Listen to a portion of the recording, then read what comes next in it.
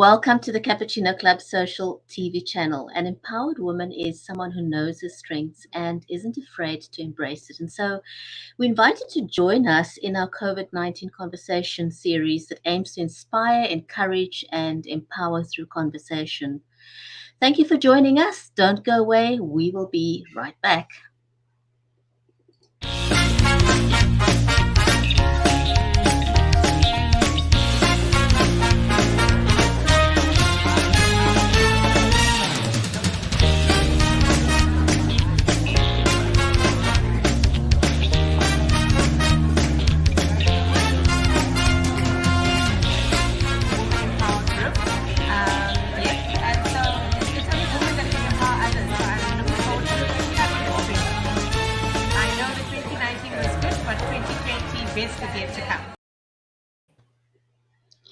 If you're just joining us, welcome to the show. I'm your host, Brigitte Limbanda, and I'm passionate about responsible social media advocacy. And so talking about COVID-19 in a responsible manner is what we do on the show.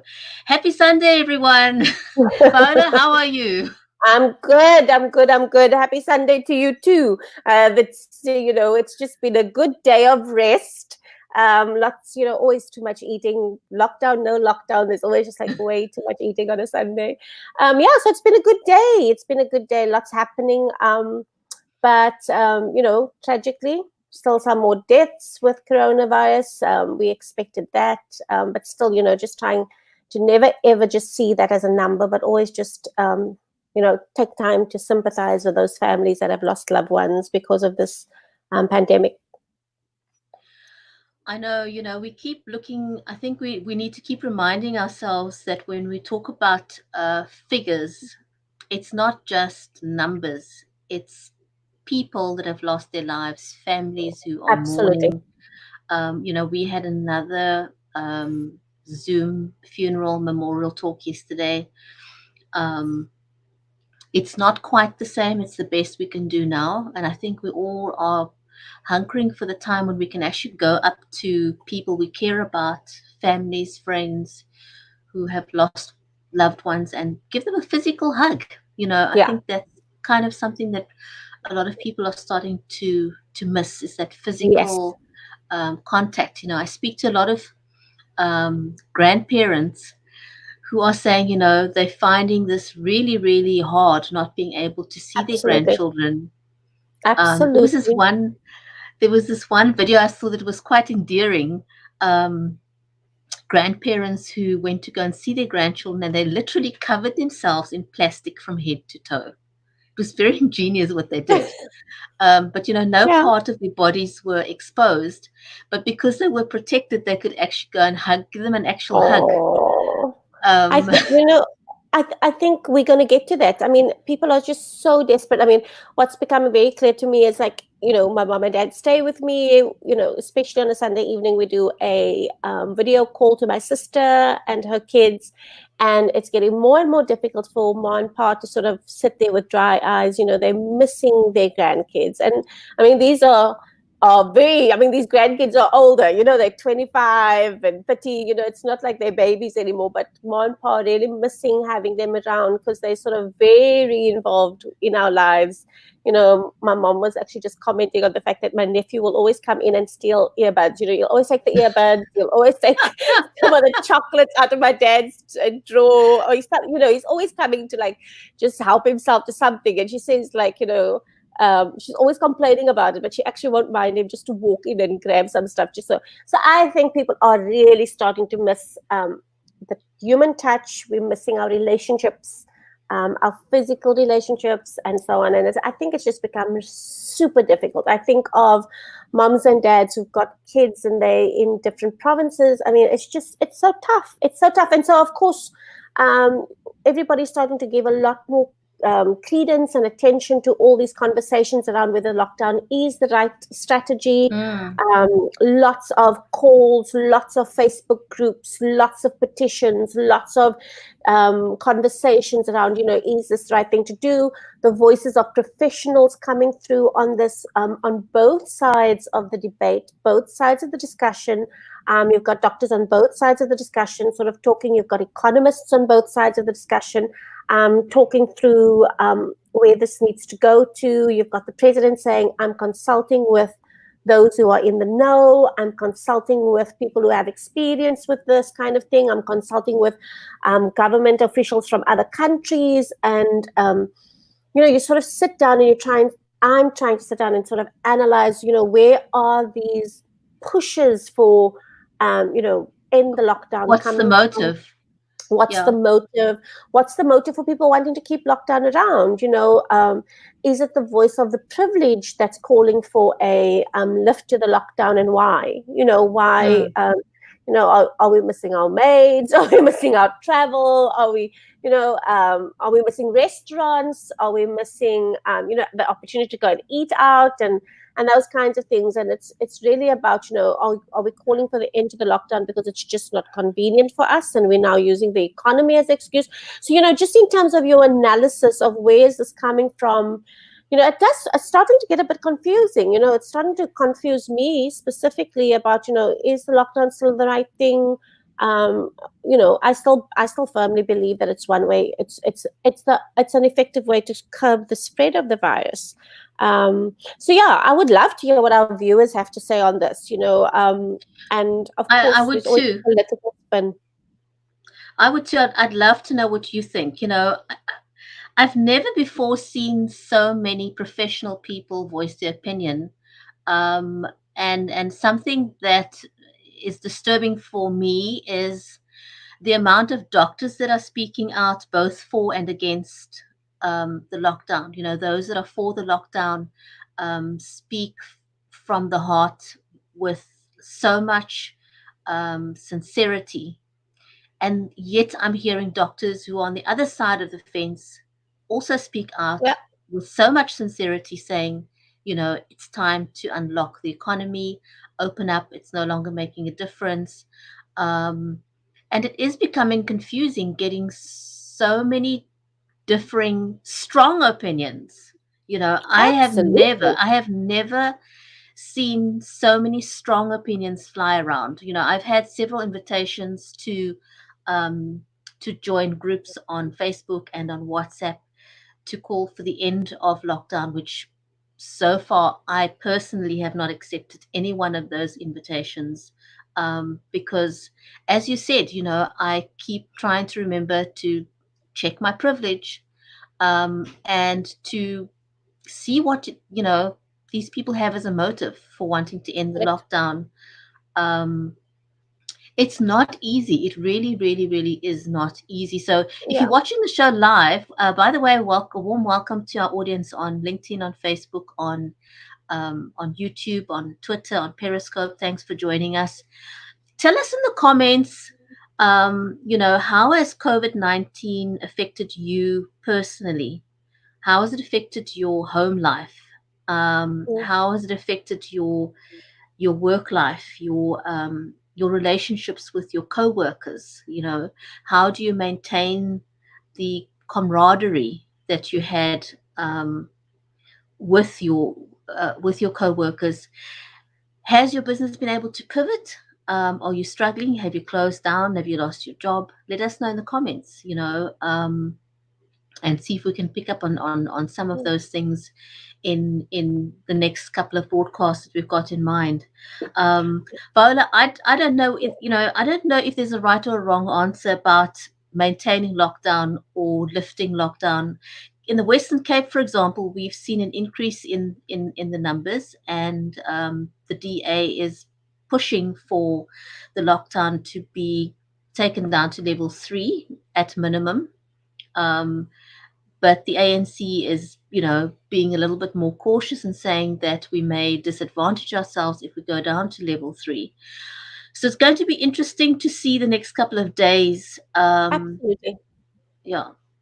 Absolutely. It's just it's confusing, and especially when you've got so much emotion. I think that's the right word, emotion spilling out of people at the moment. I miss my family, I miss my parents, I miss my kids, I miss my church, I miss my women's sewing group. I miss so many opportunities to interact, and I miss my networks, and I miss my, those things. And you have to sit down and say to yourself, um, you know, you're making the sacrifice to stay at home, and now you're hearing all of these discussions going on.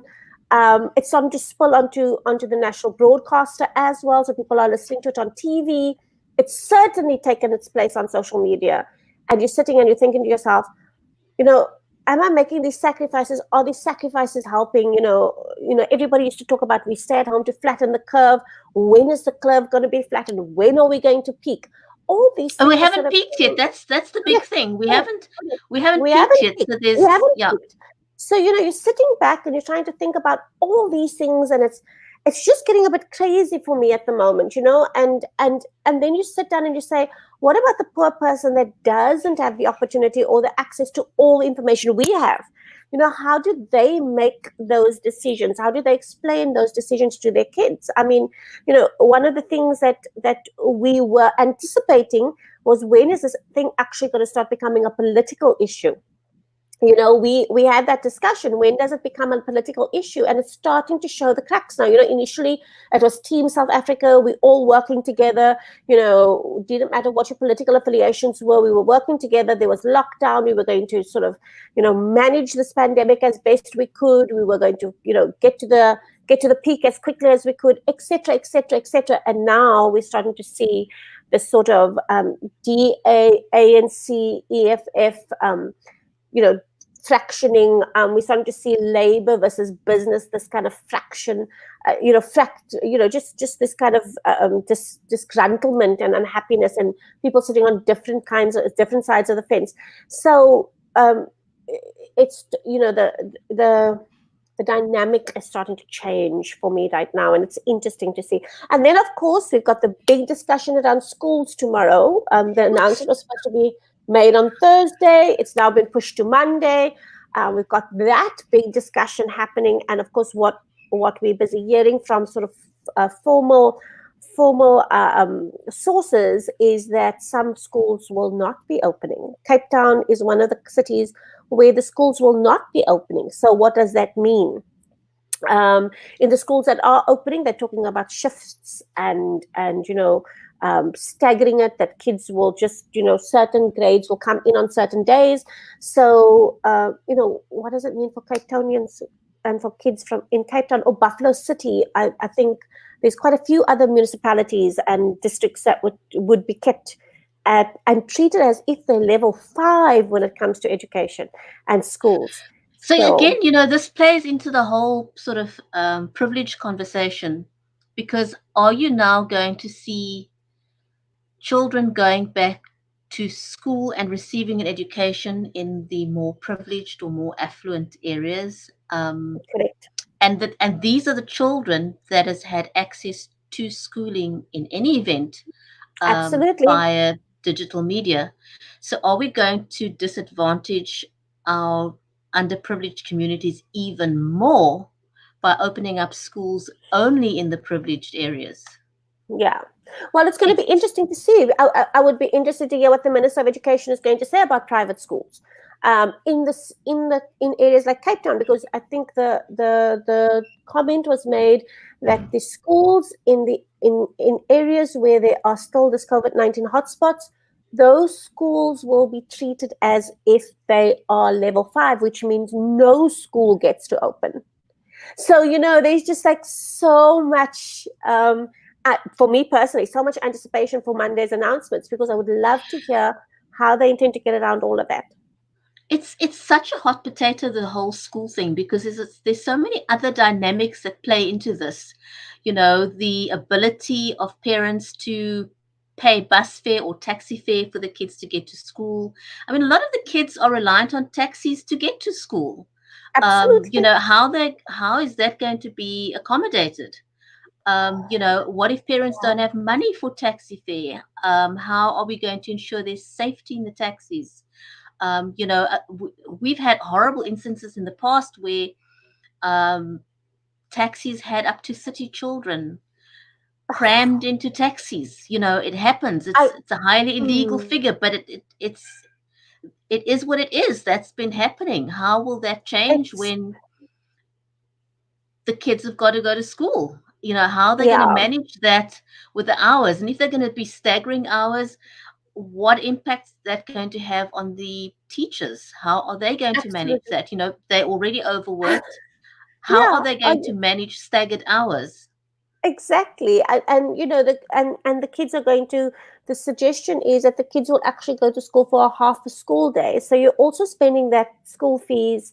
Sorry, the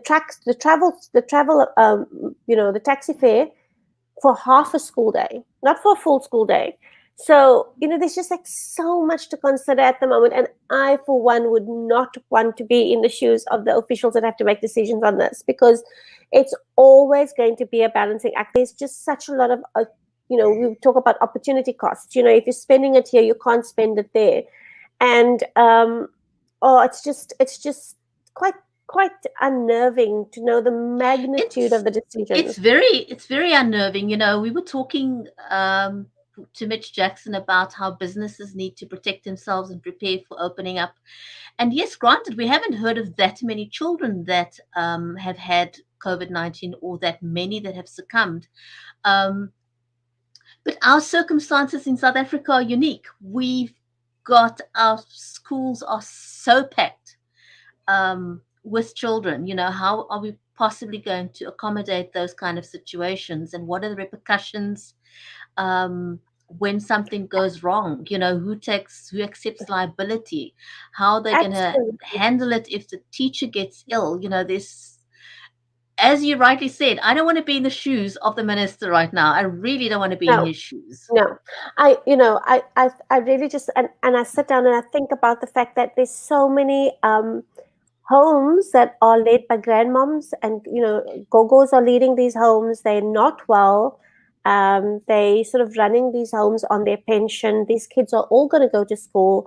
If any of them come back with a virus, it's gogo that's going to be infected. It's and then you've got the child-headed households in South Africa. Where if anything happened to the eldest child, those kids, the little ones are left behind. So, there's just like, if there are people behind these figures, there are people's lives behind the decisions that are being taken. It's not this kind of sanitized discussion and the sanitized decision making. There are people's lives behind this. And that's just, it's just, I honestly, as much as we are critical of government and the decisions they take, I think when we really put everything on the table that needs to be considered, I do not envy them for having to make those decisions. I certainly don't feel that I could make those kinds of decisions. But what we have to depend on is the fact that South Africans are dynastic. We are going to Mm, get it together. We are going to work together as a country. We have to continue to support that. We've got to continue to promote that. We've got to continue to promote this idea of we in it together. We've got to continue to promote the idea of where we can help, let us help. I'm constantly, just as much as you get flooded with all these comments about let's lift lockdown, you're also flooded with all these comments and requests for food, for donations, for people who don't have. And let's continue to just do the good we can do. Let's continue to help those who we can help under the circumstances. And I think let's always just be checking our privileges, always just be checking out and looking out for others. And, just, I think, continuing to support the people that need to make the decisions that they do make, just continuing to comply where decisions have been made. And, it's always put under the guise of in our best interest. But I do think that, find the right channels to challenge some of the decisions that you don't agree with. Find the right mm. channels, have those conversations, open those lines of communication, use social media responsibly. Oh, absolutely. And one good news story that I wanted to share was, we had Lindiwe on our show a Yes. while ago, and we still need to get her back to see how things are going, because I'd really like to keep an eye on her story. She contacted me the other day and said that she needed some elastic for the PPE that she's providing to the medical profession, and I was able to hook her up with Constantia Textiles, or they're also known as Constantia Curtains, and they've pivoted into doing something completely different. They're supplying elastic and fabric completely out of their field. And I was able to hook the two of them together. And, it was such a feel good thing to be able to help two people, two That's businesses, amazing. That's amazing. That's what the Cappuccino Club does. It's our mandate. Our mandate is to be there to help each other and to just connect each other and, find opportunities to network. So yeah, even in the comments at the bottom, at the end of the show, if you're watching the read, and just let us know where and how we can help and be of assistance. And if there's any kind of sort of network that you need or avenue, some area, some kind of contact that you need, just let us know. Absolutely. And we've got a great week, a great lineup for this week. So I'm very excited about that. Very happy to have Lisa back from Guy and Associates on Tuesday. Tuesday So we at have, 3. yeah, yeah. So we're having Guy and Associates. A few of the partners are going to be talking about the legalities for businesses around COVID-19. So that's going to be, don't miss that. If you are a South African business, don't miss the show on Tuesday at 3 p.m. That is 8 a.m. Central. I think I've got that right. Mm. Um, so yeah, we've got a great lineup. We'll talk more about the rest of the week tomorrow. So do join us again tomorrow. Is there anything else that we forgot, I think Viola? I think we're good to go. That was the Sunday evening. Like we say in Cape Town, almost rustig. It's all good. We're coping. We're surviving because that's what we do. That's what South Africans do. We cope, we and survive. We move it forward. So and we pay it forward. So thanks very much, everybody. Thanks for watching the show. And it Before was we go, fun. Viola, I Go ahead. quickly want to mention, you mentioned something the other day about your mom's friend who is in hospital and in a medically induced coma. I do, there's a number of people that I know of that have got loved ones that are ill. Just know that you are in our thoughts and our prayers. We're Absolutely. thinking of you. It's a really difficult time to have a loved one ill and in hospital. It is There's a so hard. number of people with parents that are desperately ill in hospital, and they cannot get visitors. The families can't go and visit them in hospital because visitation is not permitted. It's an incredibly difficult time. I lost my dad just over a year ago, and he was in home-based care for months because he had a stroke and he needed a lot of hands-on caring. And I think about my dad often, and I think about what it would have been like to take care of his physical needs at a time like this. And so my heart Mm, really goes out to all of my friends and colleagues and people everywhere that have currently got ill parents. I know we were supposed to have Janine on the show last week, Janine Myberg, and her dad needed some medical care as well. So just know that we're thinking of you all, and thoughts are with you. We wish you the best under mm. under very difficult The current circumstances to care for loved circumstances. ones. Yeah, Absolutely. yeah. Absolutely. It's not easy. It's not easy. It's the start of our conversation this evening. There's relationships that are missing and people are missing that. But anyway, everybody take care. Not easy. We're thinking about you and just keep your like they say, keep your chin up. Not easy. Take care, everyone. Thanks for joining us. We had a Thanks. short chat today, and we'll see you again back tomorrow. Have a lovely evening further. Bye for Thanks now. everybody. Bye bye.